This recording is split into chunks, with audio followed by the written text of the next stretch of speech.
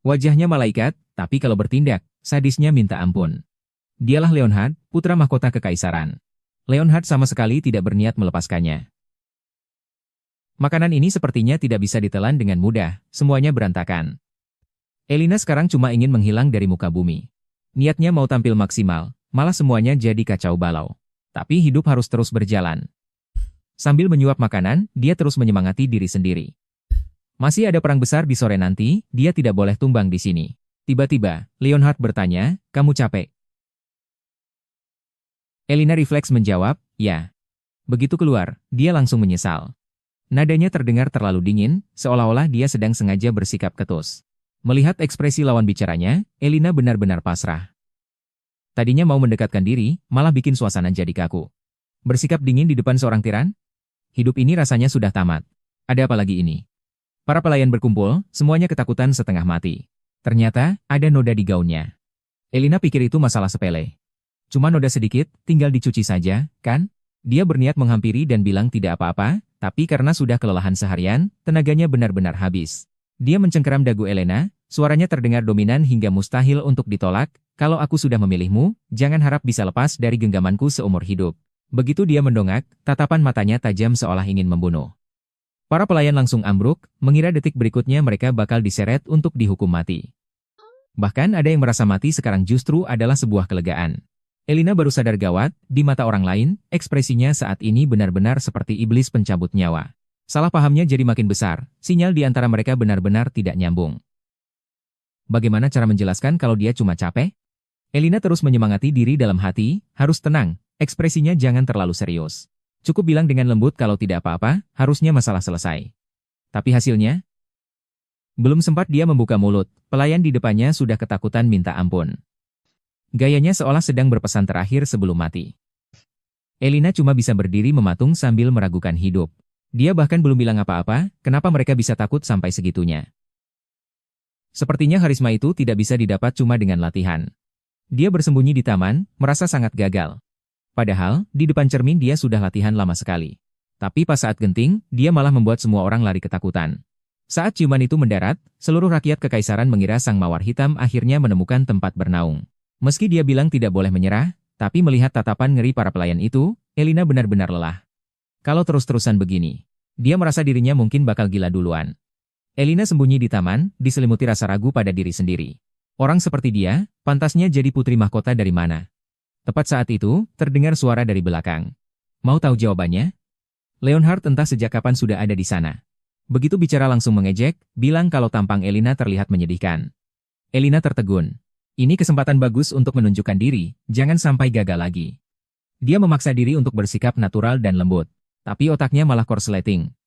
Dia berbalik dengan cepat dan berteriak ke arah Leonhard, "Cuaca hari ini bagus sekali, ya. Itu namanya menyapa. Itu sih namanya menantang perang." Bencana besar terjadi lagi. Sepertinya Elina tidak ditakdirkan untuk jadi orang lembut seumur hidupnya. Siapa sangka, Leonhard malah tertawa. Bahkan ada yang curiga, dia pasti sedang merencanakan sesuatu. Tapi kenyataannya jauh dari itu, Elena sekarang cuma bisa menyesali perbuatannya. Tawa pelan itu bikin Elina benar-benar bingung. Tadi dia benar-benar tertawa.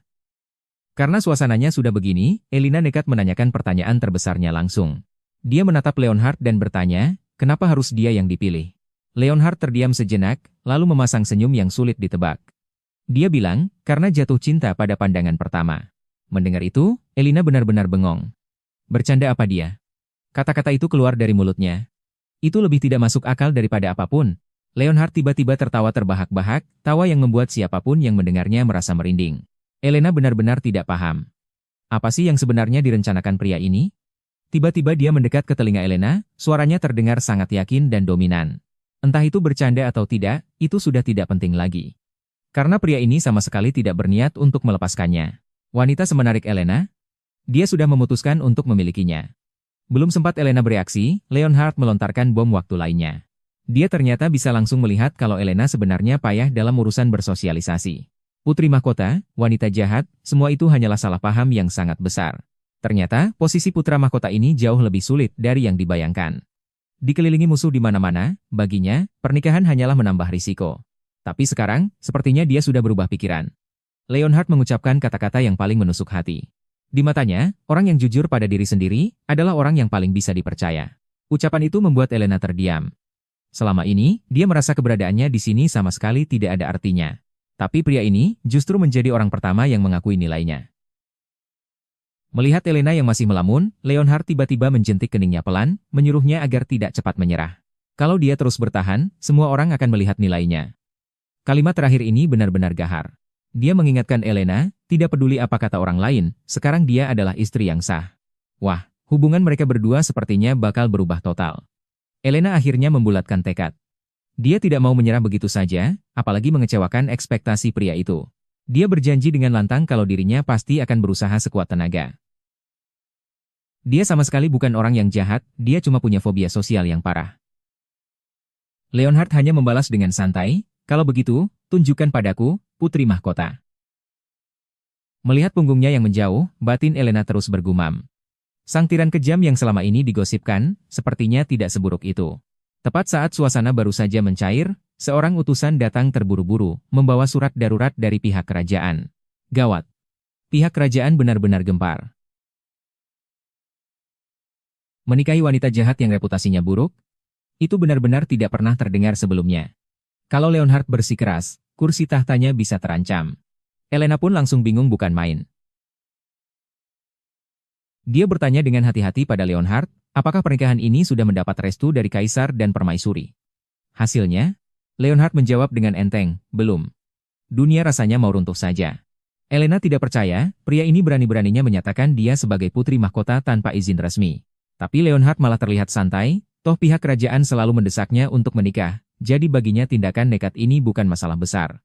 Tiap kali harus bicara dengan orang, dia rasanya ingin menghilang ke lubang bumi. Gawat sekali.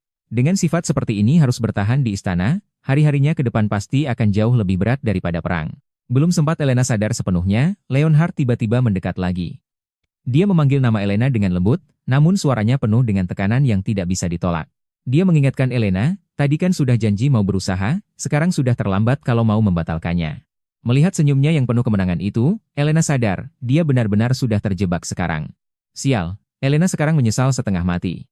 Dia berteriak sekuat tenaga, ingin menarik kembali semua kata-katanya tadi. Elena akhirnya sadar, semua sikap lembut dan perhatian itu hanyalah jebakan belaka. Pria ini di dalam hatinya sama sekali tidak berubah, tetap tiran yang kejam. Di keluarga kerajaan yang hanya mengandalkan kekuatan ini, tidak ada yang namanya kehangatan. Tadinya mengira ini cuma makan malam keluarga biasa. Tapi ternyata, Lydia langsung tidak terima. Dia terang-terangan menyatakan tidak akan pernah setuju dengan pernikahan ini. Apalagi calonnya adalah wanita jahat yang terkenal itu. Dipermalukan di depan seluruh keluarga, hari-hari Elena ke depannya pasti akan sangat berat. Kakak tertua yang baru kembali ini bukan orang sembarangan.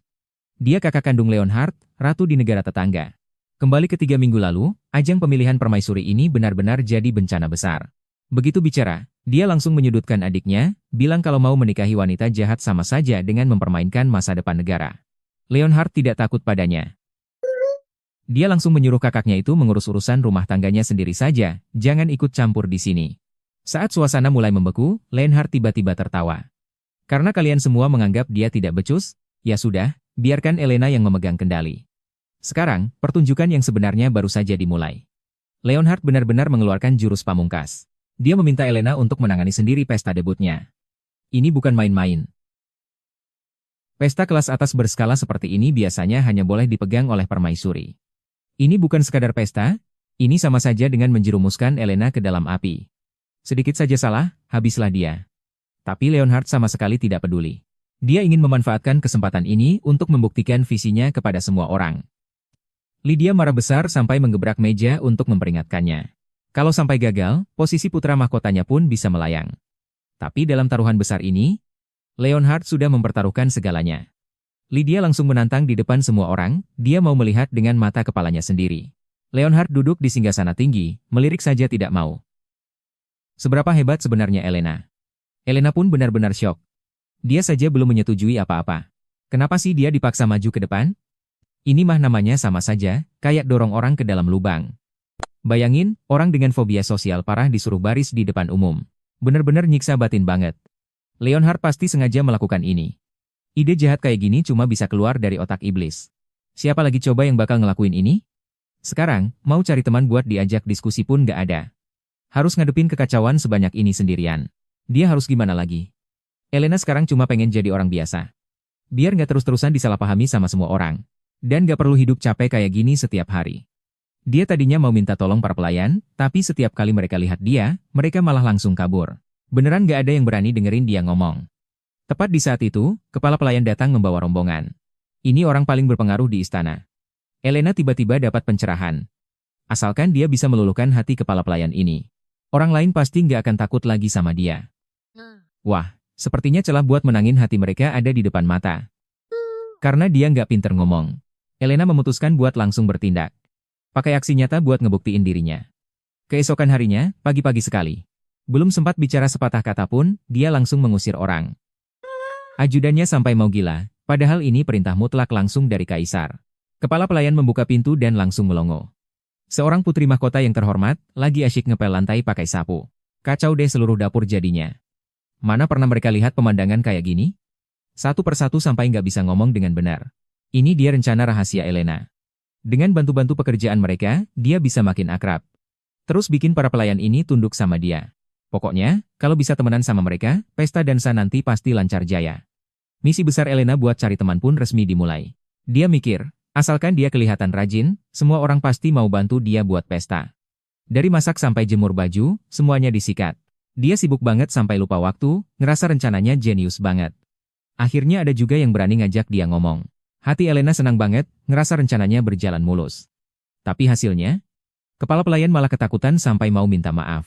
Dia mikir kalau putri mahkota sampai turun tangan sendiri, itu karena mereka dianggap kerja nggak becus. Gawat nih. Rencana cari teman yang bagus, kok malah jadi krisis karier sih? Salah pahamnya jadi makin melebar kemana-mana. Kepala pelayan malah mikir kalau Elena kerja sendiri itu tandanya dia mau melakukan PHK massal. Dia sampai ketakutan setengah mati minta jangan rebut pekerjaan mereka. Semua orang menjulukinya sang tiran yang rupawan. Sekali dia muncul, medan perang pun seketika berubah jadi neraka. Tapi pria ini malah bersikap seolah semuanya cuma formalitas belaka. Elena panik bukan main. Tapi semakin dia berusaha jelasin, tenggorokannya malah kayak kesumbat, satu kata pun gak bisa keluar. Tepat di saat itu, ada seorang pelayan muda yang memberanikan diri maju ke depan. Dia bilang tadi putri mahkota sempat bantu dia jemur baju, jadi pasti bukan karena mau usir mereka. Meskipun ada yang ngebela, orang-orang masih pada bisik-bisik curiga. Kenapa juga putri mahkota yang terhormat malah repot-repot ngerjain kerjaan kasar? Nggak ada yang nyangka kalau alasan sebenarnya itu simpel banget. Dia cuma ketakutan setengah mati kalau harus bicara sama orang, dia itu menderita fobia sosial akut. Elena sadar betul, kalau dia nggak buka suara sekarang, selamanya dia nggak akan bisa dekat sama mereka. Dia berusaha keras mengingat latihan waktu kecil dulu, nyuruh dirinya buat tenang dan harus bicara pelan-pelan. Dengan terbata-bata, dia bilang kalau dia cuma pengen hubungan yang baik sama semua orang. Cuma itu satu-satunya cara yang terlintas di pikirannya. Kepala pelayan melihat tangan Elena yang jadi kasar karena kerja tadi, hatinya langsung luluh. Ternyata, sang putri yang selama ini kelihatan dingin, benar-benar tulus memperlakukan mereka. Elena akhirnya nekat, dia meminta tolong dengan lantang ke semua orang buat bantu dia nyiapin pesta dansa. Sang ajudan memberanikan diri memperkenalkan kandidat berikutnya, tapi bahkan sebelum namanya selesai diucapkan, dia langsung memotongnya dengan dingin. Alasannya cuma satu, tidak suka melihat wajahnya. Semua pelayan tersentuh banget dan langsung menunduk minta maaf. Sepertinya, ketulusan Elena akhirnya berhasil. Akhirnya situasi berhasil dikendalikan. Kepala pelayan memegang tangan Elena dengan tulus. Momen itu bikin hubungan keduanya mencair total. Semua orang berjanji bakal tanggung jawab penuh buat ngurus pesta dansa. Elena akhirnya bisa bernapas lega. Melihat mereka semua bisa akrab, dia tahu kalau kerja kerasnya nggak sia-sia. Tapi nggak ada yang sadar, putra mahkota Leonhard lagi berdiri di balkon jauh, memperhatikan semuanya dengan teliti. Hansel di sampingnya heran banget, kenapa putra mahkota yang agung malah ngeliatin orang jemur baju. Leonhard malah santai banget. Dia bilang dia lagi ngeliatin putri mahkota yang lagi bantu-bantu orang. Sepertinya perubahan sikap Elena ini udah mulai menarik perhatian si tiran ini. Hansel otaknya belum nyambung, di pikirannya, Elena masih tetap si wanita jahat yang reputasinya buruk. Tapi Leonhard langsung membalas dengan satu kalimat, kamu nggak tahu apa-apa soal pesonanya. Hansel masih cemas, kalau nanti rencananya gagal, siapa yang mau tanggung jawab? Sifatnya ini benar-benar kelewat tidak sopan, kalau cara memilihnya begini, semua putri bangsawan di kekaisaran bisa-bisa kena amuknya. Leonhard menjawab dengan nada yang sangat tegas. Dia bilang dia nggak akan biarkan itu gagal. Melihat senyum di wajah putra mahkota yang belum pernah terlihat sebelumnya, Hansel sampai bengong. Ini beneran tiran yang dingin itu? Sepertinya si pelindung istri ini udah aktif, nggak bakal ada yang bisa nahan dia lagi. Leonhard tiba-tiba nyuruh Hansel buat siap-siap, katanya mereka harus pergi sekarang juga. Hansel sampai melongo dengarnya, dia nggak tahan buat nanya, emangnya ini lebih penting daripada urusan kerja. Hasilnya, Leonhard jawab dengan pede, ya jelas dong. Ini kan demi istrinya, Elena. Begitu dia muncul ke depan publik. Dia mulai berhitung dalam hati, merasa situasi ini masih bisa ditangani. Tapi tak lama kemudian, dia sadar ada yang janggal. Suasana di istana terasa aneh, bahkan para pelayan pun tampak berbeda dari biasanya. Saat dia sedang bingung, tiba-tiba ada yang menyapa dari belakang. Begitu menoleh, semua orang benar-benar dibuat terkejut. Penampilan Elena benar-benar mencuri perhatian semua orang. Dia melangkah maju dan berkata, sebenarnya wanita seperti apa yang bisa menaklukkan tiran yang satu ini? Terima kasih sudah mau menyempatkan diri datang, Lydia. Sepertinya, acara utama dari perjamuan ini baru saja dimulai. Lydia langsung melirik sepatu Elena dan menyindir dengan ketus, selera kamu bagus juga ya. Elena berbisik menjelaskan, bahwa itu adalah hadiah khusus dari sang pangeran. Mendengar itu, hati Lydia makin panas saja. Dia mendengus dingin dan memperingatkan, percuma saja kalau cuma luarnya yang cantik, kalau dalamnya kosong. Cepat atau lambat bakal ketahuan belangnya. Lydia berbalik pergi, tapi sebelum melangkah jauh, dia sempat melempar kalimat, bahwa dia akan terus mengawasi Elena, untuk melihat sampai mana sandiwara ini akan berlanjut. Saat itu, bisik-bisik di sekitar tidak berhenti. Semua orang menatap si wanita jahat itu, heran kenapa dia berani-beraninya memasang wajah masam saat berdiri di samping pangeran. Tapi siapa sangka, meski Elena tampak dingin di luar, hatinya sebenarnya sudah meledak-ledak. Dia benar-benar gugup sampai rasanya mau gila. Jangan tertipu penampilannya yang tenang, aslinya dia sudah hampir runtuh. Meskipun tariannya bagus, harus tampil di depan orang sebanyak ini rasanya benar-benar menyiksa. Suasana jadi kacau balau, gaun sang nona rusak berantakan, dia menangis karena merasa dipermalukan. Demi bisa lolos dari situasi ini, dia sudah latihan keras selama berhari-hari. Dia terus mencuci otaknya sendiri dengan membayangkan orang-orang di sekitarnya sebagai lobak dan labu. Berharap dengan begitu dia bisa jadi lebih tenang. Tapi saat tiba waktunya, begitu Leonhard menggandeng tangannya, bayangan sayur-sayuran itu buyar semua. Karena kurang fokus, dia malah tidak sengaja menginjak kaki sang putra mahkota. Elena benar-benar panik dan langsung minta maaf. Tak disangka, Leonhard sama sekali tidak marah, malah langsung mendekapnya ke dalam pelukan. Dia menatap Elena dan berkata, jangan pedulikan orang lain. Sekarang, matamu hanya boleh tertuju padaku, yang penting kamu senang. Ucapan Leonhard itu benar-benar jadi penenang yang manjur. Elena menjawab dengan suara pelan, dan akhirnya dia bisa merasa jauh lebih rileks. Dia menatap pria di depannya, lalu sebuah pikiran muncul di benaknya. Sepertinya, selama ada dia di sisinya, masalah apapun bisa diatasi. Di detik itu, dia bukan lagi bayang-bayang yang penakut, melainkan wanita yang berani ambil risiko dan memancarkan pesona luar biasa di tengah lantai dansa. Tarian itu mengalir dengan sangat indah. Penampilannya sudah tidak bisa ditolong, semua orang menuding Elena, memaksanya maju untuk minta maaf. Sampai-sampai Lydia, yang sedari tadi ingin melihatnya dipermalukan, tidak bisa menemukan celah untuk mencela. Dia hanya bisa membatin, penampilannya lumayan juga. Saat musik berakhir, tepuk tangan membahana di seluruh ruangan. Elena membungkuk dengan anggun dan berkata, terima kasih banyak atas pendampingannya, Yang Mulia. Sepertinya, kali ini dia benar-benar menang telak. Saat semua orang masih terbuai dengan tarian tadi, tiba-tiba terdengar jeritan, disusul oleh suara makian yang kasar. Viscount Cornelius datang dalam keadaan mabuk berat dan mulai membuat keributan di depan umum. Dia bahkan berteriak dengan sindiran tajam, Yang Mulia, Anda pasti sudah buta sampai memilih Elena sebagai putri mahkota. Seluruh aula langsung gempar. Lydia sendiri sampai terpaku. Dia jelas ingat sudah mencoret pemabuk itu dari daftar undangan. Kenapa orang itu masih bisa menyusup masuk? Para tamu mulai berbisik-bisik, menganggap Elena sudah benar-benar gila. Di perjamuan yang dihadiri Kaisar, dia berani-beraninya mengundang orang tidak beres seperti itu hingga mempermalukan keluarga kerajaan. Bahkan ada yang curiga dia sengaja melakukannya. Elena berdiri di tengah kerumunan, pikirannya kacau balau. Dia sudah memeriksa daftar hitam itu berkali-kali, kenapa malah di saat genting seperti ini terjadi kesalahan? Bagaimanapun juga, di mata mereka, dia adalah wanita jahat yang kejam. Tapi apa hasilnya? Sepertinya kali ini, dia harus menanggung semua tuduhan itu sendirian. Cornelius itu benar-benar sudah mabuk berat, dia bahkan berani menantang putra mahkota dan berteriak meminta pertanggungjawaban. Ini benar-benar tindakan bunuh diri. Leonhard tidak berniat basa-basi, tatapannya langsung sedingin es. Tangannya sudah mencengkeram gagang pedang. Melihat perjamuan akan berubah jadi pertumpahan darah, Lydia sangat ketakutan, tapi dia terlambat untuk mencegahnya. Di saat yang sangat krusial ini, tiba-tiba sebuah sosok menghalangi di depan mereka.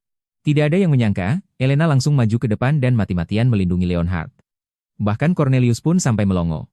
Dalam hatinya, dia terus menyemangati diri sendiri. Karena masalah ini ditujukan padanya, maka dia harus turun tangan langsung untuk membereskan kekacauan ini. Elena awalnya ingin bicara baik-baik agar sang Viscount mau tenang, tapi si pemabuk ini malah tidak mau mendengar dan berpura-pura tuli. Kali ini Elena benar-benar marah. Demi menyelamatkan perjamuan ini, dia akhirnya nekat. Dia menunjuk hidung pria itu, dan mulai mengomel, menegurnya karena sudah sangat lancang berani tidak sopan kepada putra mahkota. Elena hanya berdiri diam, tidak ada niat sedikit pun untuk minta maaf, dia bahkan balik bertanya, apa ada lagi yang mau bicara? Tepat di detik itu, aura Elena terpancar dengan sangat kuat. Tatapannya itu benar-benar seolah ingin menelannya hidup-hidup. Dia langsung memberikan ultimatum, menyuruhnya segera angkat kaki dari aula pesta. Cornelius yang tadi masih sok berkuasa, sekarang nyalinya langsung ciut. Dia terbirit-birit lari keluar dari lokasi pesta. Meskipun berhasil mengusir orang itu, sebenarnya Elena sendiri masih gemetaran. Kejadian tadi benar-benar membuatnya syok berat. Sepertinya, demi menjalankan tugas sebagai nyonya rumah, dia benar-benar habis-habisan. Tiba-tiba, seluruh ruangan bergemuruh dengan tepuk tangan. Siapa sangka, amukan Elena tadi justru berhasil membuat semua orang bungkam dan terpaku. Bahkan Leonhard tidak bisa menahan senyumnya. Sepertinya dia benar-benar menang telak kali ini. Yang lebih mengejutkan lagi, Lydia yang biasanya sangat pemilih, tiba-tiba menghampirinya. Dia melakukan sesuatu yang belum pernah terjadi, memuji Elena dengan kerja bagus. Lydia bilang dengan serius, bahwa inilah seharusnya sikap seorang putri mahkota, dan kali ini dia dianggap lulus. Terakhir, dia menambahkan dengan canggung, terima kasih sudah mau membela kakakku tadi. Inilah yang disebut si mawar hitam yang dingin. Kalau bicara soal kejam dan tak punya perasaan, selain putra mahkota, mungkin tak ada seorang pun di kekaisaran yang bisa menandinginya. Mendengar itu, Elena akhirnya bisa bernapas lega. Sepertinya, kerja kerasnya selama ini mulai membuahkan hasil. Elena baru sadar, selama ini Lydia bersikap galak hanya karena sangat protektif pada kakaknya. Ternyata dia benar-benar si adik yang gila kakak. Belum sempat Elena bereaksi, Lydia langsung menarik tangannya, bilang kalau mereka belum menyapa semua tamu. Rupanya dia mau mengajak Elena bersosialisasi secara langsung.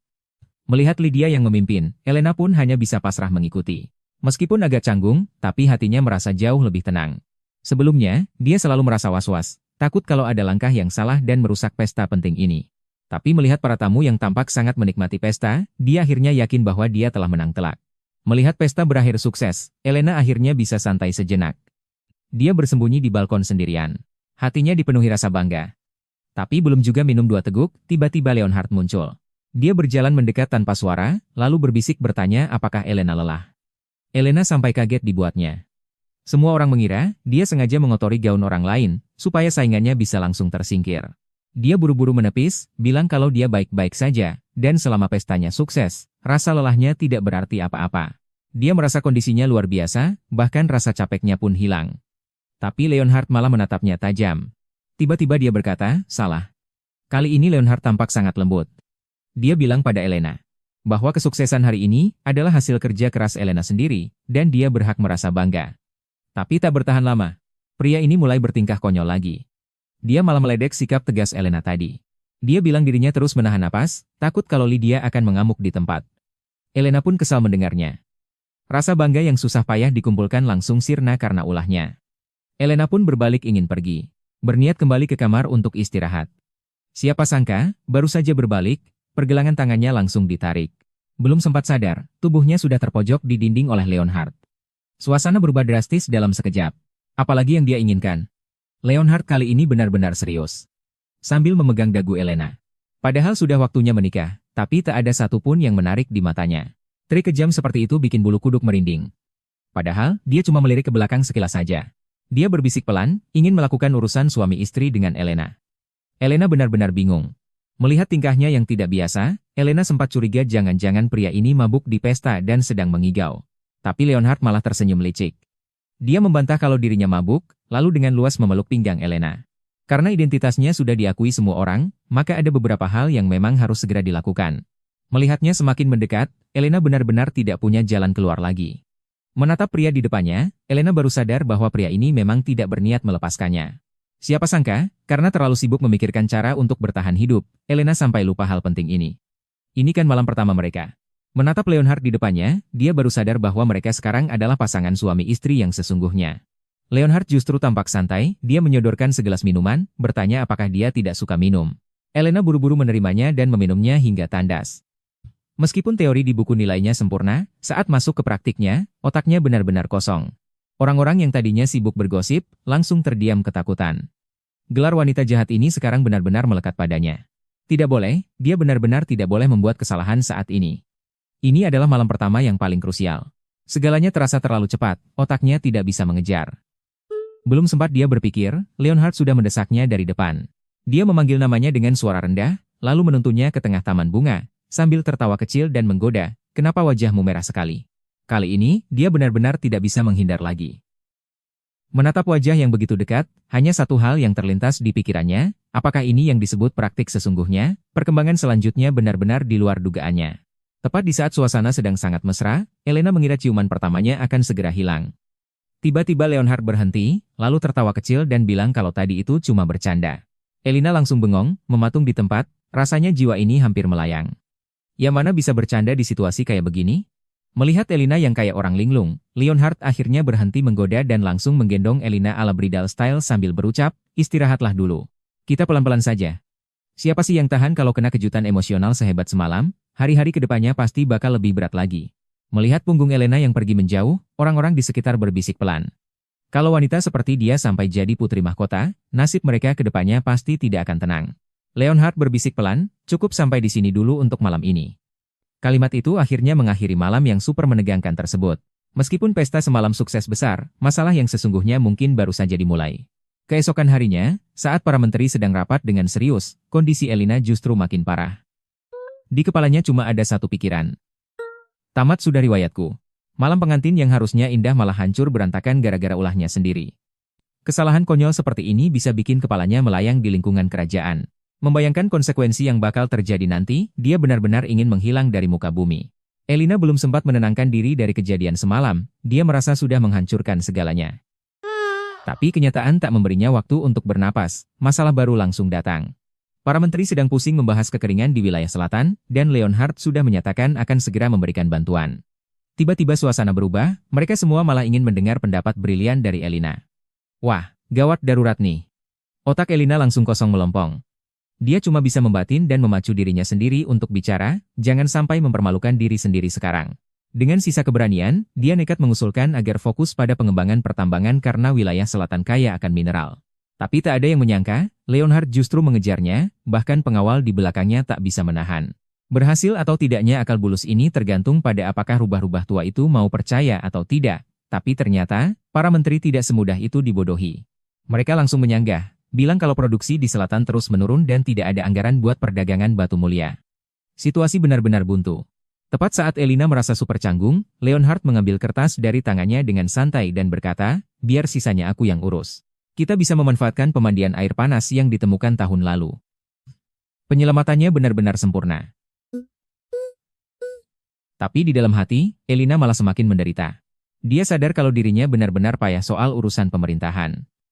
Rasa frustrasi itu membuatnya merasa hancur lebur, sampai-sampai dia merasa sudah seperti debu yang tidak berdaya. Leonhard melihat Elena yang sudah hancur di lantai, bahkan sempat bercanda, "Lihat, dia sudah berubah jadi abu." Lydia bahkan tega-teganya mengambil teko untuk menyiramnya. Nah kan, lengkap sudah. Martabat sebagai putri mahkota benar-benar hancur berkeping-keping. Elena sekarang cuma ingin menghilang saja. Dia bahkan ingin abunya disebar ke tengah laut. Karena tanpa kemampuan memimpin sebagai bangsawan, dia merasa dirinya benar-benar tidak berguna. Ferry tidak berniat membiarkannya terus-terusan meratapi nasib, dia langsung melempar bom waktu. Karena tidak bisa apa-apa, mulai sekarang akan diadakan pelatihan iblis. Dari menjahit sampai mengurus administrasi negara, semuanya harus dipelajari dari nol. Sebenarnya apa yang diinginkan pria ini? Kebetulan sebentar lagi ada pesta minum teh, dan itu akan menjadi ujian pertamanya. Apakah dia bisa menaklukkan para bangsawan yang cerewet itu? Semua tergantung hasil pelatihan ini. Leonhard tampak tak percaya dan bertanya apakah Ferry benar-benar akan membawanya ke pesta teh itu? Ferry menjawab dengan tegas, "Ya, memang harus pergi." Ferry ini adalah tokoh besar di dunia sosialita. Kalau dia sudah memberikan pengakuan, seluruh arah kebijakan kekaisaran pun bisa berubah. Tapi pesta teh itu bukan sekadar tempat minum teh biasa, melainkan medan perang yang kejam. Ada orang yang sampai jatuh sakit dan terbaring di tempat tidur berhari-hari setelah menghadirinya. Lydia sekarang penuh semangat, dia mengumumkan akan memimpin langsung pelatihan iblis ini. Dia bertekad untuk mengubah Elina sepenuhnya. Elina sampai ketakutan setengah mati dan merangkak ke bawah meja, menolak untuk keluar. Leonhard sampai melongo.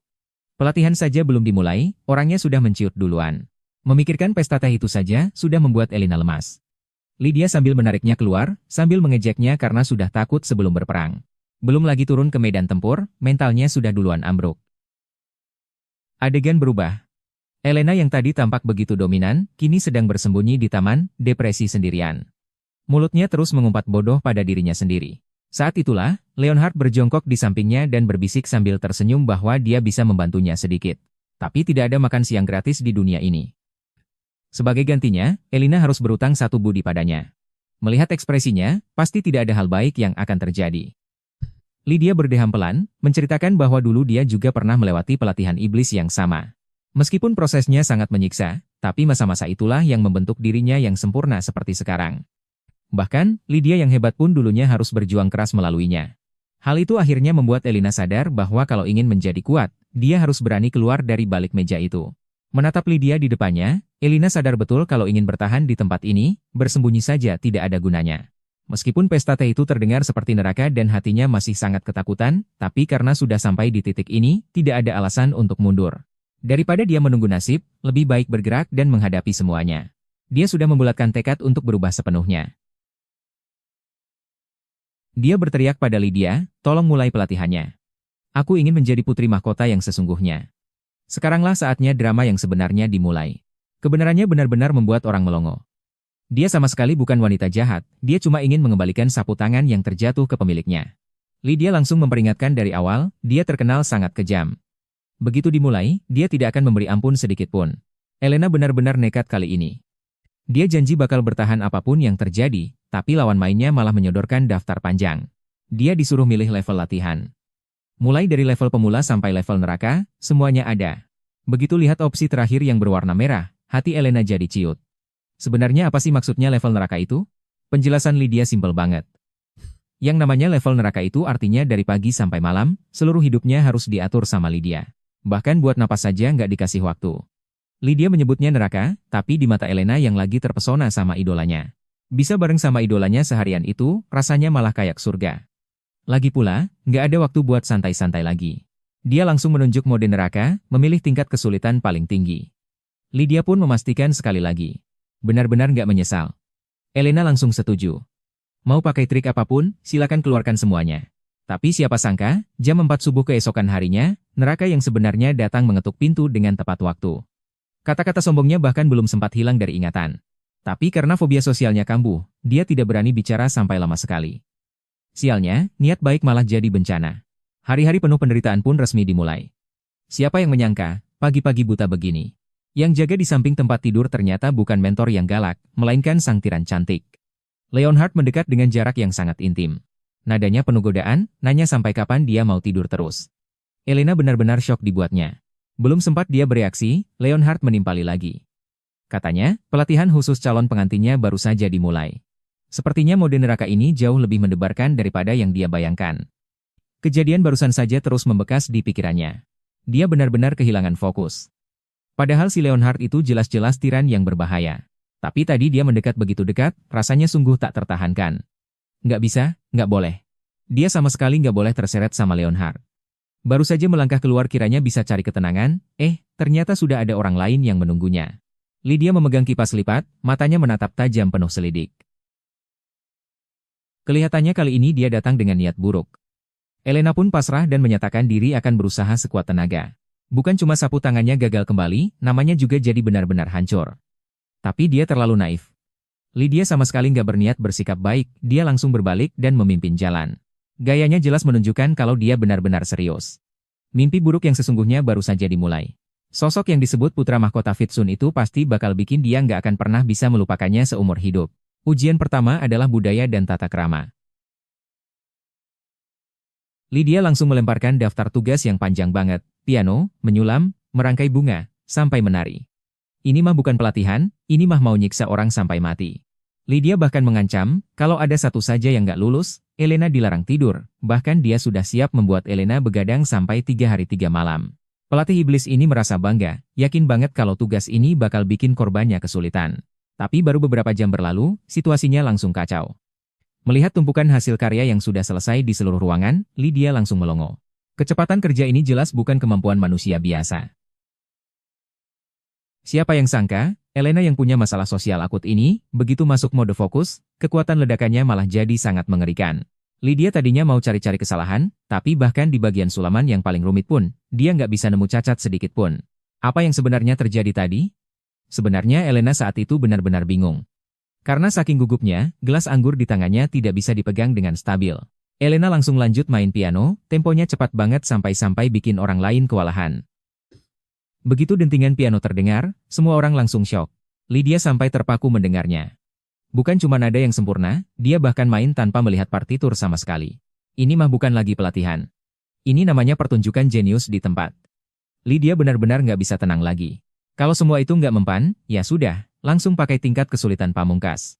Melihat tumpukan buku yang tingginya kayak gunung itu, orang biasa lihat sekilas saja mungkin sudah pingsan.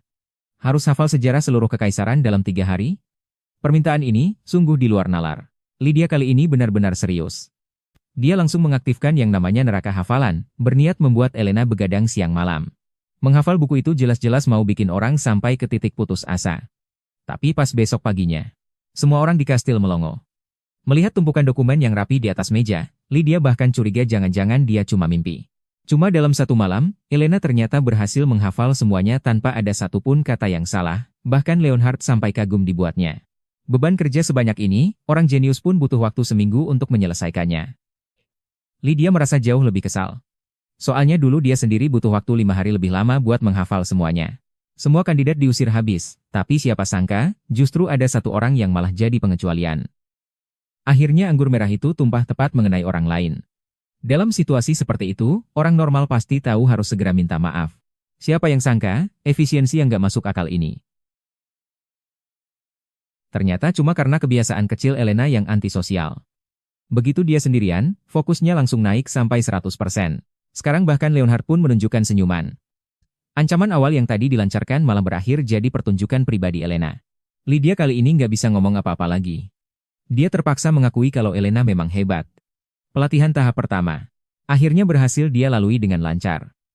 Tapi belum sempat semua orang bernapas lega, tugas yang lebih gila lagi sudah datang menghadang. Kali ini dia harus berdebat soal kebijakan perdagangan yang rumit di depan para bangsawan yang cerewet itu. Buat orang yang punya masalah sosial akut, ini beneran kayak dipermalukan di depan umum. Cuma bayangin kejadiannya aja, Elena rasanya mau mogok kerja. Lydia nggak ada niat buat kasih muka sama dia, langsung ditegur keras biar sadar. Bagaimanapun, sebagai calon putri mahkota, basa-basi sosial itu skill bertahan hidup paling dasar. Sepertinya hari-hari ke depan bakal jauh lebih berat daripada sebelumnya. Leonhard mengingatkan di sampingnya bahwa para bangsawan sudah berkumpul semua. Tapi pola pikir Elena justru korsleting di saat seperti ini. Elena kelihatan tenang di luar, dia merasa materi yang dia hafalin udah di luar kepala, dan pasti bisa ngadepin situasi nanti. Tapi, pas baru mau masuk, dia tiba-tiba berdiri tegak. Setelah bilang bakal balik sebentar lagi, dia langsung lari keluar ruangan, ninggalin Leonhard yang bengong sendirian. Pas di koridor di balik pintu, Elena mulai latihan gila-gilaan. Sebenarnya pembukaan yang pas itu bahas pengurangan pajak, atau bahas impor-ekspor makanan ya? Semakin latihan, rasanya makin gak beres. Tepat saat itu, bangsawan yang lewat tiba-tiba menggigil. Dia ngerasa punggungnya dingin banget, sampai curiga apa kastil ini ada hantunya. Siapa sangka, hantu yang dimaksud ternyata adalah calon putri mahkota yang lagi diambang kehancuran mental dan komat kamit sendirian. Salah pahamnya jadi makin parah deh. Beberapa bangsawan mau buru-buru kabur. Soalnya ngerasa koridor ini angker banget dan punya firasat buruk. Baru jalan 2 langkah udah dicegat sama Elena. Dia tadinya cuma mau ajak orang latihan basa-basi, biar tugas dari Lydia beres. Tapi wajahnya yang habis latihan mati-matian itu, di mata orang lain malah kelihatan kayak mau makan orang. Dia berniat bilang maaf, tapi saat mulutnya terbuka, kata-kata yang keluar malah bernada provokatif. Pas dia baru buka mulut mau nanya bisa ngobrol nggak, bangsawan di depannya langsung kaku seketika. Suasana langsung beku. Jeritan itu menggema di seluruh koridor. Para bangsawan lari terbirit-birit sambil teriak kalau ada monster yang muncul. Elena ditinggal sendirian di sana, bingung harus gimana. Elena malah ngejar-ngejar orang di koridor sambil teriak minta mereka jangan lari. Sikapnya itu sama sekali nggak kayak orang mau ngobrol, malah kayak orang mau nyabut nyawa. Para bangsawan ketakutan setengah mati. Sambil lari kencang mereka teriak minta roh jahat pergi. Pas akhirnya ketangkep sama Elena, mulutnya malah ngomong soal pajak monster. Ditambah lagi ekspresinya yang serem banget, lawan bicaranya sampai air kencing di celana. Pas sadar kalau itu adalah calon putri mahkota sendiri. Para bangsawan itu lari lebih cepat lagi. Habislah sudah, bukan cuma latihannya gagal total. Reputasinya juga hancur berantakan. Elena berdiri di sana meratapi nasib. Ternyata, sosialisasi mode neraka ini beneran bukan hal yang bisa dimainin orang biasa. Elena sekarang kacau balau, otaknya, error, semua. Dia nggak tahu harus mulai dari mana. Apalagi bingung kenapa Leonhard bisa ada di sini. Tekanannya beneran kegedean. Ini benar-benar contoh aksi yang salah total. Semakin ingin menjelaskan, kata-kata yang keluar malah jadi semakin kasar. Fisik kecilnya nggak kuat nahan semua itu. Akhirnya, 2 jalur mimisan keluar dari hidungnya dan dia jatuh terlentang. Pas dia siuman, dia sadar dirinya udah ada di atas kasur. Belum sempat mikir jernih. Suara yang familiar kedengeran di telinga. Leonhard lagi duduk di samping kasur sambil baca buku, nadanya datar pas bilang kalau dia akhirnya bangun. Elena makin bingung. Kenapa pria ini nungguin dia di samping kasur? Elena sekarang cuma pengen amnesia aja. Tadi nakutin bangsawan di koridor, terus pingsan sambil mimisan di depan umum. Ini beneran kejadian memalukan tingkat dewa. Dia nanya pelan-pelan, apa Leonhard yang gendong dia balik? Leonhard nggak noleh sedikit pun dan ngakuin itu. Elena makin pengen ngilang aja rasanya. Tapi hal memalukan belum berakhir. Dia tiba-tiba sadar Leonhard ganti baju. Jantungnya berdegup kencang, jangan-jangan gara-gara darah mimisan tadi? Leonhard dengan tenang nambahin, kalau baju yang sebelumnya kena basah semua. Dengar itu, Elena langsung jerit frustrasi. Seumur hidup, dia belum pernah semalu ini. Bukan cuma misinya gagal total. Tapi baju Leonhard juga rusak gara-gara dia. Hidup ini beneran gak bisa dijalanin. Elena kali ini beneran pasrah. Akhirnya dia memutuskan untuk pasrah dan sekalian saja, berakting jadi wanita jahat sampai akhir. Dia sujud di kasur sambil minta maaf gila-gilaan, bahkan bilang terserah mau diapain aja, yang penting bisa nebus kesalahannya. Siapa sangka, omongan itu justru kena sasaran Leonhard. Sudut bibirnya terangkat sedikit, ya sudah, karena kamu udah bilang gitu, berarti harus ikut aturan mainku.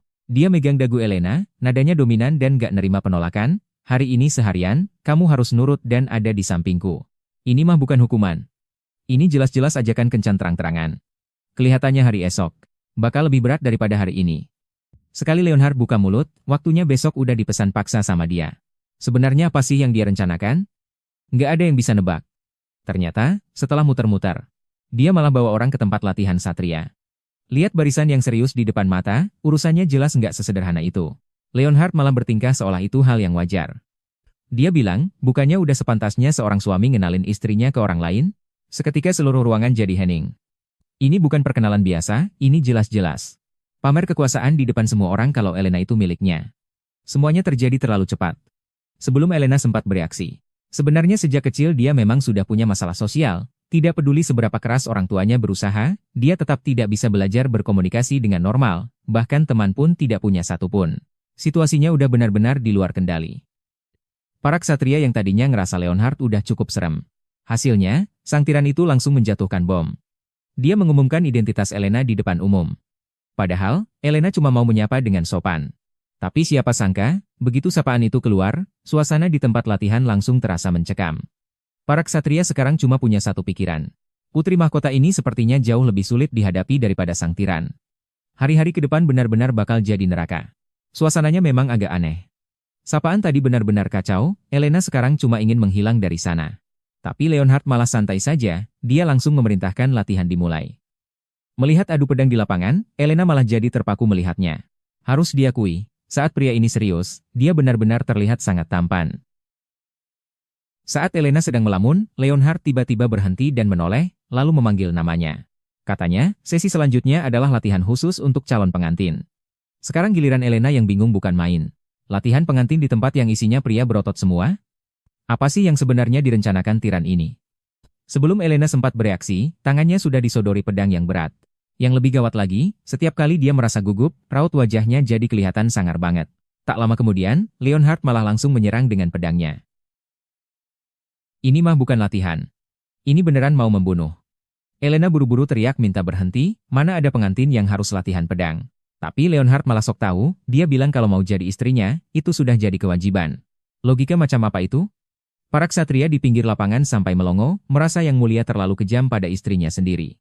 Cuma Hansel yang sadar apa yang sebenarnya terjadi. Ini bukan latihan.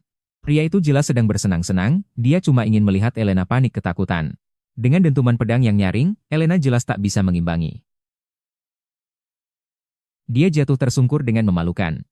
Baru saat itulah Leonhard pelan-pelan menarik pedangnya, seolah-olah dia baru saja memberi pelajaran ringan. Dia berkata dengan enteng bahwa latihan selesai sampai di sini. Elena benar-benar meledak amarahnya. Jelas sekali pria itu tadi cuma mempermainkannya. Dan sekarang dia malah sok bijak. Elena tak peduli lagi dengan citra wanita anggun. Dia menunjuk pria di depannya dan memaki habis-habisan. Dia bilang pria itu tiran mesum yang tidak punya hati. Seketika seluruh tempat latihan jadi sunyi senyap. Berani memaki Leonhard di depan umum seperti itu. Orang-orang pikir dia lagi melototin orang dengan sombong, padahal aslinya dia cuma lagi bingung harus ngomong apa. Dia mungkin orang pertama yang melakukannya. Semua orang yang menonton sampai ternganga. Memaki Leonhard di depan orang banyak, itu kan hukuman mati. Sekalipun dia putri mahkota, kurasa kali ini dia tidak akan selamat. Tapi siapa sangka? Leonhard bukannya marah. Dia malah tersenyum lebar. Dia bilang dia suka dengan penilaian itu. Tiran mesum. Terdengar pas sekali di telinganya. Bahkan para ksatria di sebelah pun jadi melongo. Yang Mulia. Benar-benar tertawa.